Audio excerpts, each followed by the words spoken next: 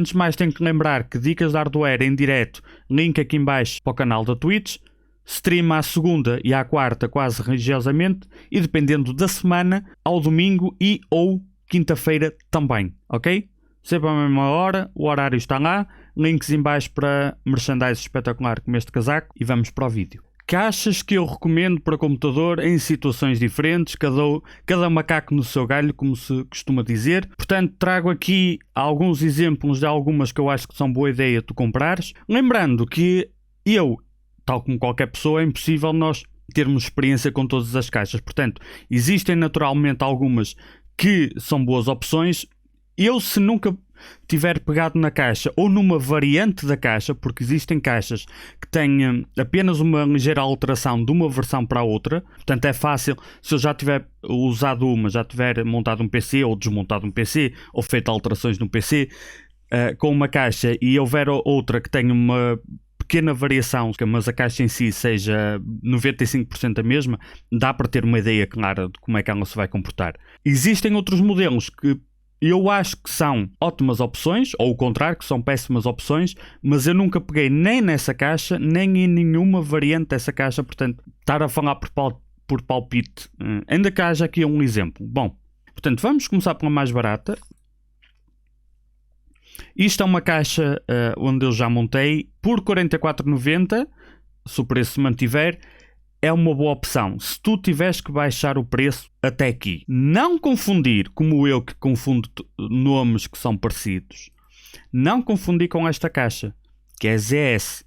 Também já mexi nesta caixa e é horrível em todos os aspectos. Em que característica? Todas, ok?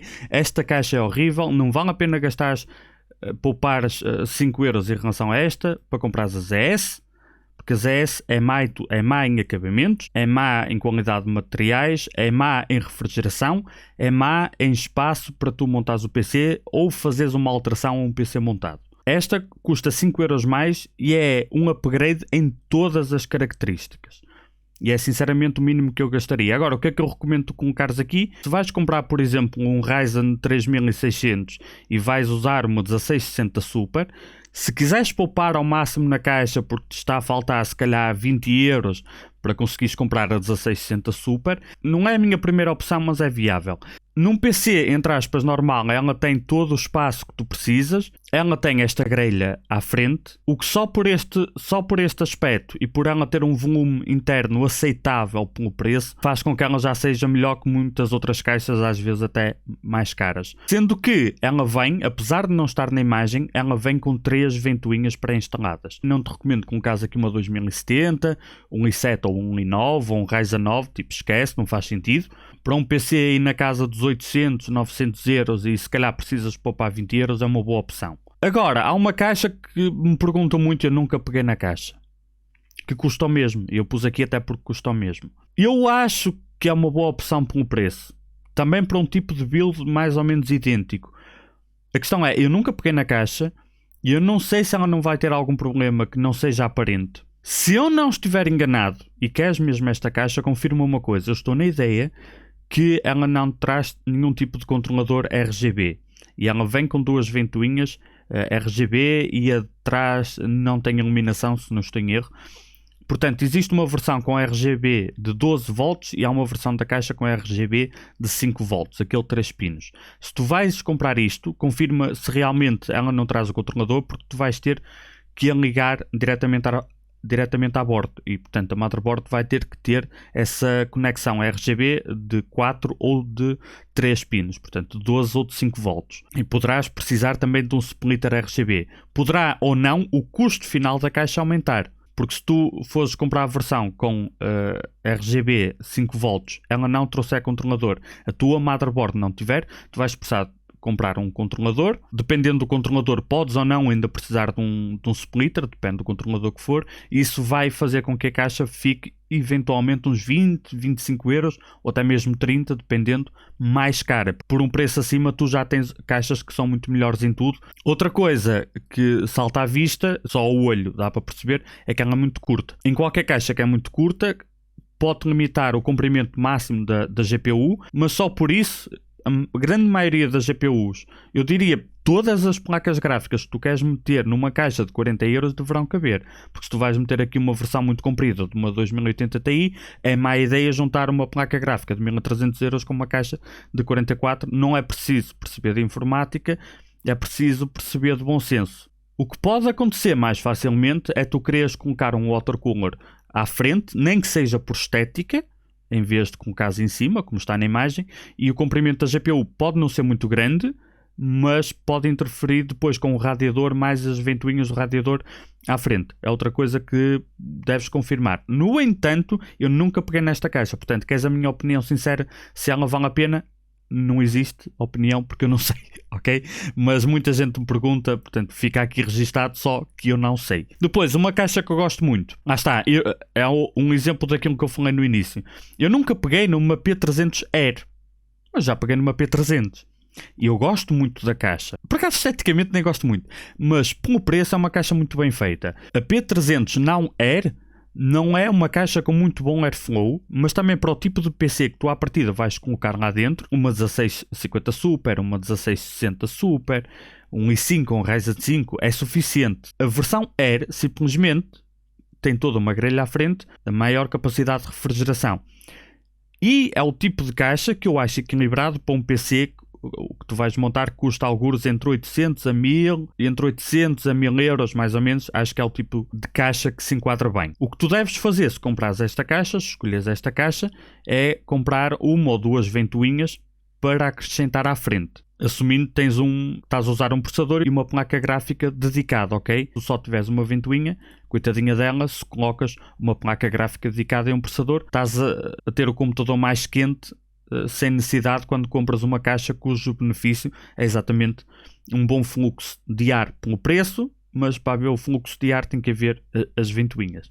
Uau, ciência! É uma das caixas que eu recomendo várias vezes. Depois, uma caixa com um bom airflow pelo preço, que já vem com as 3 ventoinhas instaladas e já são RGB. Não são addressable, mas se tu queres uma caixa com uma ventilação ok, no mesmo contexto, um PC ali a 800, 1000 euros, ok, tem a refrigeração suficiente, qualidade de construção e acabamentos, é o que tu esperas mais ou menos de uma caixa deste valor. Vais notar que não é uma caixa daquelas mais baratas de 20 ou 30 euros, já tem uma construção um pouquinho superior, mas não é premium, está ali no meio termo, e eu gosto desta caixa única e exclusivamente por ter um airflow razoável, adequado para um PC intermediário, mas já vem com as 3 ventoinhas, não tens que te chatear. Portanto, neste caso, se o ideal para ti for usar um air cooler, só tens que colocar o air cooler, não tens de preocupar com refrigeração. Esta eu já usei no meu PC pessoal, há uns anos atrás. A 70 euros é mais ou menos, porque baixou o preço. Atualmente o preço normal dela não faz sentido. Muita coisa mudou no mercado. Esta caixa, na casa dos 100 euros, não faz sentido nenhum. O problema desta caixa, na altura, e eu lembro-me qual foi, muita gente achava a caixa horrorosa. Compreendo. Eu compreendo. Eu pessoalmente gostei. O que é que ela até tem de porreiro? Por 70 euros tem um bom volume interno. Faz sentido tu comprares esta caixa por este preço se tu fores colocar um water cooler à frente, já tiveres decidido que vais colocar um water cooler à frente. Porque se tu tiveres que comprar ventoinhas mais um air cooler, ela vai ficar cara e eu acho que já não faz sentido atualmente. Uma coisa que engana, na altura que eu experimentei a caixa, aliás, o meu PC secundário está montado nesta caixa, é que ela tem uma entrada de ar razoável até. Porque isto aqui é inclinado, a entrada de ar não está assim, está assim, portanto ela tem uma inclinação. Eu tenho vídeo desta caixa no canal, aliás dá para perceber aqui, e as ventoinhas estão recuadas em relação a isso, portanto ela tem algum espaço para respirar apesar da parte da frente ser fechada. Substitui uma grelha à frente? Óbvio que não, mas surpreendeu-me o quão bem consegue compensar. E eu não teria problemas, se tu gostaste esteticamente da caixa, e eu não teria problemas em colocar aqui, por exemplo, uma 2060 Super, assumindo que ela vai ter ventilação à frente, vai ter ventoinhas à frente, que vais acrescentar. Esta caixa, eu sou duvidoso, porque esta é a minha caixa favorita. Esta caixa surpreendeu-me em tudo. É a caixa que eu estou a usar no meu PC, e eu já desconfiava que eu ia adorar a caixa antes de a receber. Por 90 euros. E eu acho imbatível esta caixa. A única ressalva é que existem opções, e já vamos ver, que permitem uma melhor refrigeração da caixa. Sendo que está a sair uma versão alterada da caixa, onde tudo isto é uma grelha à frente. Ainda assim, tem uma boa refrigeração e eu colocaria aqui até uma 2070 Super.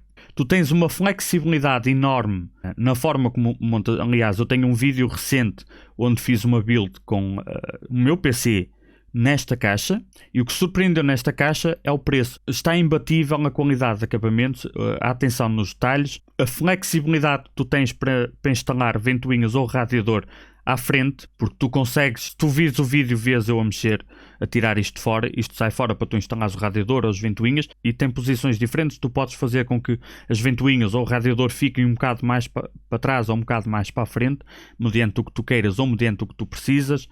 Isto tu podes rodar para esta parte aqui ficar mais para um lado ou mais para o outro. Toda a caixa é em metal, a única parte que é plástica é o suporte, as gavetas para os discos rígidos. E este painel frontal tem um acabamento simplesmente brutal. É tudo ele em metal também. E surpreendeu-me, porque eu quando peguei neste painel frontal, deve ter o mesmo peso que algumas caixas inteiras mais baratas que eu já vi. Está genial. É impossível os cabos estarem à vista. Não sei o que é que tu podes fazer para os cabos ficarem à vista. Tu tens estas tampas atrás. Tem um bom espaço para tu meteres os cabos ali. Não precisas fazer aquele cable management de cabo a cabo. Metes só os cabos minimamente direitos aqui atrás, fechas esta tampa. Se quiseres trocar algum, portanto ficam totalmente invisíveis, e se tu precisares, como eu que ando sempre a inventar, se precisares trocar alguma peça e desconectar um cabo, é só desapertar isto. Os vidros abrem assim, portanto nem tens que desmontar nada, são magnéticos. Tu abres o vidro, tiras esta tampinha com um parafuso, tiras o cabo que queres ou adicionas o cabo que queres, metes o cabo minimamente direito, só para ele não ficar ali todo traçado, fechas a tampa e ela tem um volume ali interno porreiro, dá uma margem brutal para tu instalares várias coisas. Não faz muito sentido habitualmente, mas tu podes instalar aqui 2 ventoinhas. O que é que eu gostei nesta caixa? Eu não utilizo isto, dificilmente eu vou dizer que isto é uma boa ideia. Tu realmente precisas disto, é só mais ventoinhas a girar, é só mais pó, é só mais barulho.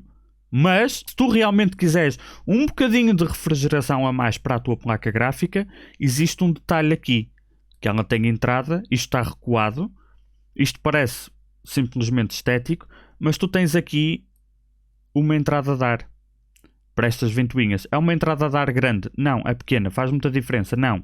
Mas existe a opção, ao contrário de outras caixas que eu já vi, que dá para instalar a ventoinha, mas ela vai buscar o mesmo ar que vem destas. É tipo aqui uma reciclagem, não é? Funcionalidade, flexibilidade, por 90€, nunca vi nada melhor. A refrigeração é boa, mas se fores colocar uma 80 Ti e um i9, ainda assim eu não recomendo esta. Recomendo, certamente, a versão nova que vai sair, onde toda a frente é uma grelha. Por último, as ventoinhas que vêm pré-instaladas são 3, e são 3 ventoinhas a sério. São excelentes ventoinhas, não as ponhas a girar ao máximo que elas vão fazer muito barulho. A questão é que vão empurrar muito ar também. Depois, pelo preço, mais ou menos o mesmo preço, temos esta que, dentro desta gama, é a caixa rainha de Airflow, por assim dizer.